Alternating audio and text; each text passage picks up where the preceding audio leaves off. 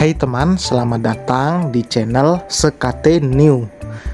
Jangan lupa pada teman-teman untuk like, komen, dan subscribe supaya tidak ketinggalan update dari channel ini. Mimin ucapkan terima kasih. Selamat menyaksikan. Bukan perempuan lemah, bab 53. Karena semalaman tidak tidur membuat Hendra terlihat lesu.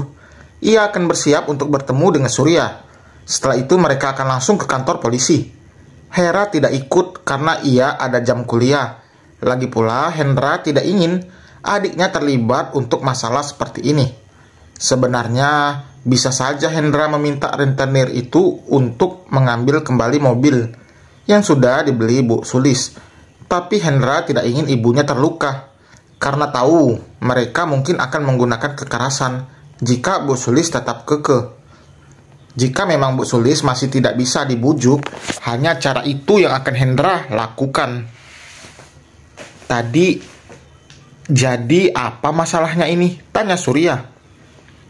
Istriku tiba-tiba dipenjarakan oleh rentenir, padahal yang meminjam uang bukan dia. Dia bahkan tidak tahu apa-apa, jelas Hendra. Lebih baik langsung saja aku bertemu dengannya, agar bisa lebih jelas, ujar Surya. Iya, ayo kita ke sana. Hendra berharap istrinya bisa dibebaskan hari ini juga, karena Winona memang tidak bersalah. Kemarin Winona belum mengatakan alasannya kenapa ia bisa dipenjara. Saat kejadian penembakan itu, Hendra memang sudah tidak sadarkan diri. Wajar jika ia tidak tahu soal itu. Tidak lupa Hendra membawa makanan untuk Winona. Ia berharap hari ini bisa bertemu dengan istrinya. Saya pengacara dari Ibu Winona. Izinkan saya bertemu dengan beliau, ucap Surya pada petugas penjaga. Baik, tunggu sebentar. Tidak lama Winona datang. Ia masih mengenakan baju yang kemarin. Hendra langsung berjalan mendekat dan memeluk Winona. Sayang, maafkan Mas. Hendra memeluk Winona dengan begitu erat seolah takut kehilangan. Aku tidak apa-apa, Mas. Winona melepaskan pelukannya itu. Tidak mungkin tidak apa-apa jika kamu ada di sini. Mas akan berusaha keluarkan kamu dari sini. Kamu tidak salah.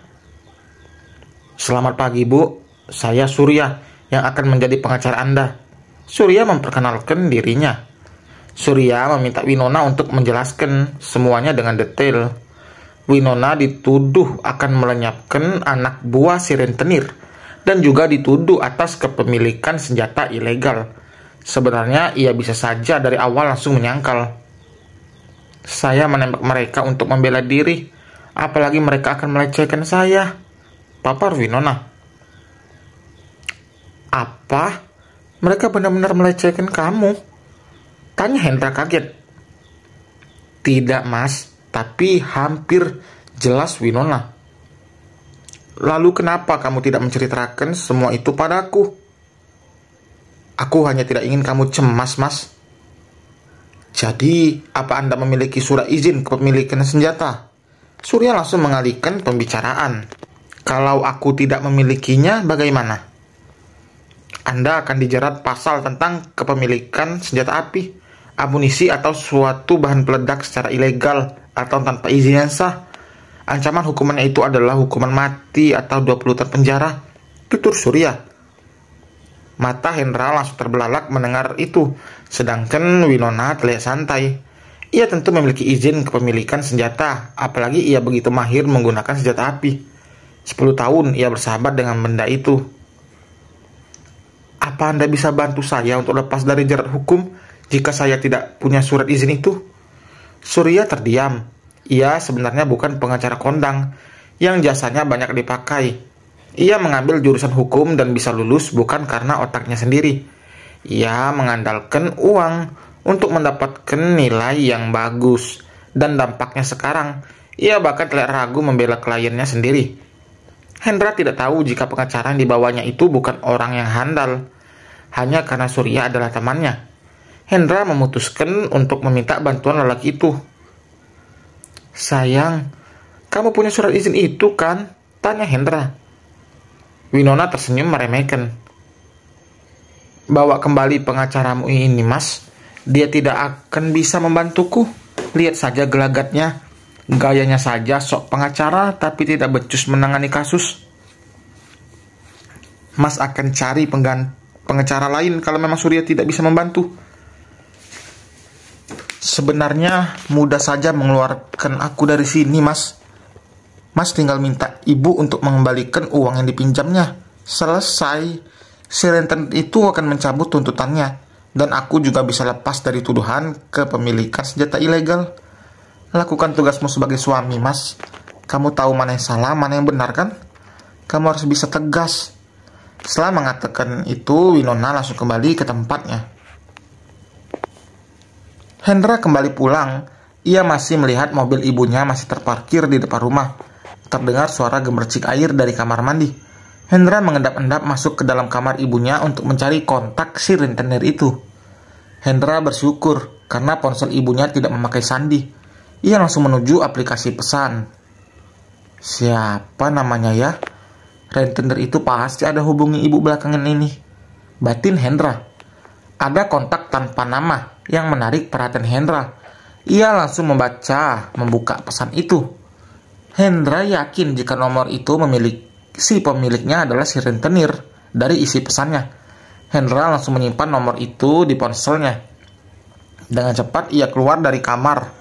Sebelum Bu Sulis selesai dari kamar mandi, Hendra memastikan lebih dulu jika ia tidak salah nomor. Ada apa, Hendra? Tegar suara dari ujung telepon. Hendra kaget karena orang itu tahu nomornya. Dari mana kau tahu nomorku? Tanya Hendra. Tentu saja Sulis yang memberikannya. Kau ingin membayar hutang ibumu? Tidak. Bawa saja mobil yang dibeli ibuku. Aku tidak bisa membayar hutangnya karena aku tidak memiliki uang. Jelas Hendra. Kau tidak memiliki uang, tapi istrimu banyak uang. Aku baru tahu kalau dia orang kaya. Bawa mobil ibuku dan bebaskan istriku. Jika mobil itu aku jual, pasti harganya akan turun. Dan jelas tidak bisa melunasi hutang ibumu. Apalagi ibumu sudah melewati batas perjanjian, dan bunganya tentu berlaku. Hendra menghela napas berat. Baiklah, sisanya nanti dibayarkan. Setelah mengatakan itu, Hendra keluar dari rumahnya. Ia tidak akan berada di tempat saat rentenir itu datang. Ia sudah mewanti-wanti agar mereka tidak melakukan kekerasan pada Bu Sulis. Selang 1 jam Hendra pergi, si rentenir itu datang bersama anak buahnya. Bu Sulis tentu kaget dengan kedatangan mereka. Ada apa kesini? Sudah kubilang nanti anakku yang akan melunasinya, ucap Bu Sulis. Anakmu bahkan tadi menghubungiku dan mengatakan dia tidak bisa melunasinya. Aku kesini untuk membawa mobilmu. Jangan, aku akan meminta anakku membayarnya secepat mungkin, Bu Sulis memohon. Ambil kuncinya. Si rentenir meminta anak buahnya mencari kunci mobil itu. Bu Sulis langsung berlari ke kamarnya untuk mengamankan kunci mobilnya. Ia tidak akan mau mobilnya itu diambil. Apa kata teman-temannya nanti? Karena Bu Sulis tetap kekeh, terjadilah tarik-menarik antara dirinya dan anak buah si rentenir yang bertubuh tinggi besar. Bu Sulis didorong dengan kuat hingga tubuhnya terpental dan membentur nakas. Setelah mendapatkan kunci, lemari pakaian wanita itu juga dibuka untuk mencari sertifikat rumah. Itu akan dijadikan jaminan jika Bu Sulis masih belum melunasi sisa bunganya. Tidak, jangan bawa itu. Kembalikan kunci mobilku, teriak Bu Sulis. Bu Sulis menahan kaki lelaki itu, tapi malah mendapatkan tendangan hingga kepalanya mengenai ujung ranjang yang tajam. Dan selesai teman, terima kasih telah mendengarkan. Selamat liburan bagi teman-teman yang libur ya. Semoga liburan kali ini menyenangkan. Dan bagi teman-teman yang masih kerja, Mimin doakan Allah merahmatkan rezeki yang lancar. Teman-teman berusaha mengumpulkan uang. Semoga Allah berikan kesehatan dan kemudahan. Terima kasih telah mendengarkan. Jangan lupa like, komen, dan subscribe. Kita berjumpa di bab berikutnya. Bab 54. Bye.